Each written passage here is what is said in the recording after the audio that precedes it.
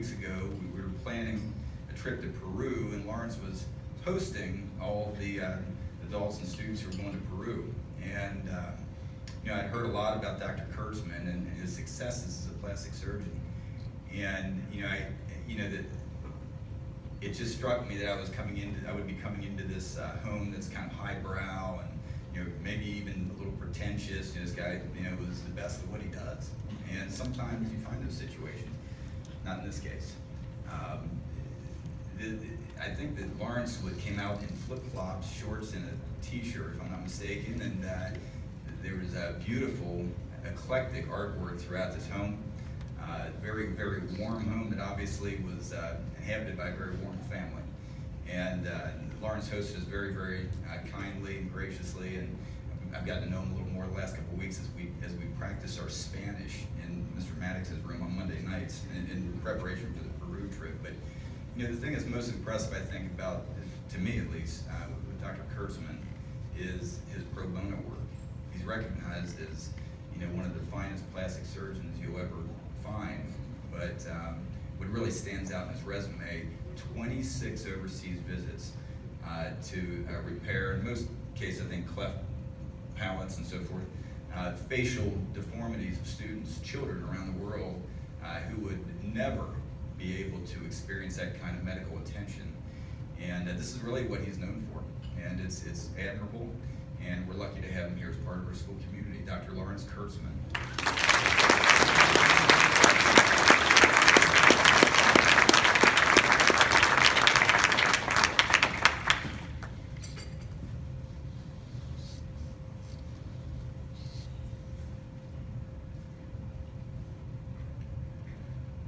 Well, thank you. That was much better than I could have spoken about myself. And I try not to joke about people that get hit by buses, but I guess that's a walnut day. But to all the Cum Laude inductees, the proud parents, the Walnut Hill staff, congratulations. You're very deserving. I'm incredibly flattered and honored to speak to such an amazing group. Seems like all the speakers have been Walnut Hills graduates, so I kind of looked into it to try to find out, why me? Why not a Walnut Hills graduate? And apparently of the 74 children, almost adults, 73 parents were asked and they all turned it down. So you have me. I was asked to keep my comments under an hour, so I'll do my best to do that. At home, I was actually asked, I make that told, to keep my comments under 30 seconds and not even think about mentioning someone's name who lives at my address. There's an incredibly descriptive Yiddish word to describe everyone's feelings here. Nachas means an intense pride. It's a great word. It really has a lot of feeling to it. We're proud of you. We're proud of all of you, the inductees.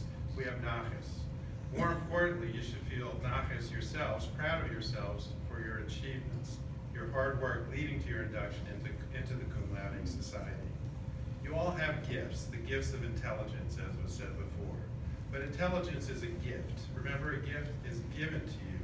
You really did nothing to get it. You're very lucky to have it. What really matters is what you do with your gift. You choose to work hard, help those less fortunate, take nothing for granted. Dream big, follow your heart, find your passion. Life is extremely enjoyable and rewarding if you love what you do every day. If you find that you don't love what you do, change, find something you do love. Never settle for less. A short story. I always loved science and math growing up. I never heard of STEM. I thought that was a plant. I had a very strong family of doctors. It seemed to be my destiny. Fast forwarding to my senior year of medical school, I wasn't sure of my career choice. I did medicine, I did surgery, I did pediatrics, OBGYN, I just couldn't decide. Christmas break my senior year, I spent a week with an ophthalmologist. Wasn't for me. An orthopedic surgeon. Wasn't for me. I was running out of time to decide. Finally, I spent a week in plastic surgery. Immediately, I found my calling, my passion. The first operation I ever saw was a breast reduction. It was very complicated lines drawn all over the chest, looked like incisions all over. It looked like, then the surgery, then the magic. It looked like a bomb went off on the chest, all falling apart, taken apart. And then the magic. It put it all back together and it looked amazing. From that moment on, I knew exactly what I had to do. I found my path, I found my passion. Every chance I had, I spent with that plastic surgeon. I loved every day since. It's not work when you find that much fun in what you do. 30 years later, I'm still like the kid in the candy store. Every day is fun.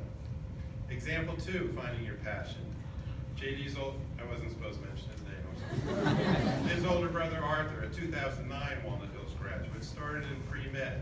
Just never really clicked for him though. He reluctantly approached me because he was a little concerned, and he had a different path he wanted to go. He was very concerned that I wouldn't approve of that or I'd be disappointed. However, just the opposite. He had found his passion. So I had such nachas and pride when he came to me and talked to me. He wanted to be a chef. I was thrilled, incredibly proud that he had found his calling. He went to the Culinary Institute of America in New York. He got his bachelor's degree, high honors. He's now a chef in New Orleans, loving life and work, and we're going to visit him in a couple weeks. Again, it's not work if it's your heart's passion. His mother would be so proud. You must use all your gifts to find your passion. Never settle for less. Give back in life. You don't yet realize how lucky you all are. JD does because I tell him every day. With my surgical skills, I give back. I've traveled 26 times to third world countries to perform free cleft lip and palate surgery. I've been to Philippines, Vietnam, Ghana, Liberia, Kenya, Morocco, Mexico, Nicaragua, Colombia, Peru, and Honduras. I personally operate over 500 children. And when I say children, some of the children were 50 years old and had never had their cleft lip repaired. Realize 80% of the world is third world. Only 20% is lucky like we are. No cell phones, no Game Boys, no computers. Some children may have one shirt, one pair of shoes, no hot water. It's very hard to comprehend until you go there. And when you go there, that's why I keep going back to help these children. We give them a chance at a normal life. They have no friends, they've never been to school. 1 year later, after their surgery, they have friends. They go to school, they have a life. Imagine how thrilled their parents are. They had only hope and prayers for their children. You can't imagine the nachas, the pride that I get by helping them. All of you need to find that passion, the thing you love. Thank your parents and their family every day. They give you amazing opportunities.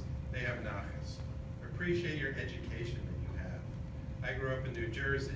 Exit 10, if anybody's interested or if they even know what that means. Someone does.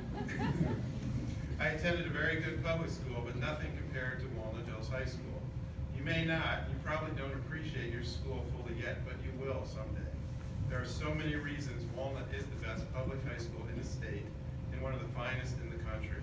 Starting at the top with Mr. Brokamp, class of 1978, and all your amazing and caring teachers, administrators, counselors, and coaches. They too feel nachas and pride when they see what you have accomplished and what you will accomplish. For life, you have a bond to each other and to the Eagles. It's that Walnut thing. Much like a college fraternity, you're all nuts. A connection, lifelong friends, you're now all kin. But this is just the beginning of your education. Strive to learn something new every single day of your life. Learn tolerance. The world seems to get crazier every day. Learn tolerance for others. Listen more than you speak. People have different opinions. Be passionate about your ideals, but others can be passionate too. This doesn't make either of you right or wrong, just different perspectives. As the great Winston Churchill said, it's like a devil. If you're young and not liberal, you have no heart. If you're older and not conservative, you have no brain. Don't be afraid to change perspectives as you grow and learn. My favorite recent example of tolerance regards Supreme Court justices, the recently deceased Antonin Scalia and Ruth Bader Ginsburg. You can't be much farther left and right wing than they were, but they had the greatest respect for each other's intellect and arguments, even if they were diametrically opposed opinions. After disagreeing in court, they would go out, share a beer together, something you all may experience in 3 years when you all turn 21. Remember that example. Humility is a great quality. The world is very competitive. There will always be somebody smarter. Don't be intimidated. Share your knowledge teach and learn from others. Don't be one of those cutthroat students, and I've seen plenty of them through my career. They're so caught up in a dysfunctional competition that they fail to enjoy life. Success is not measured by the amount of money you make, but by making a difference, making the world a better place than you found it. Take chances, make mistakes. We all do. Learn from them. Oh, and I almost forgot there was a walnut announcement. Attention parents and students. I have to say that for years.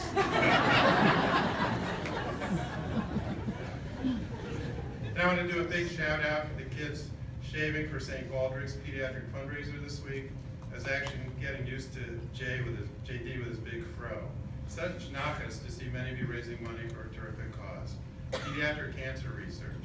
Please give generously on behalf of the Eagles. Make that the bald Eagles.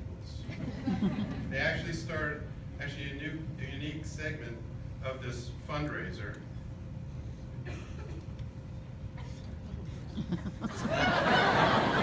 To purchase your child's hair.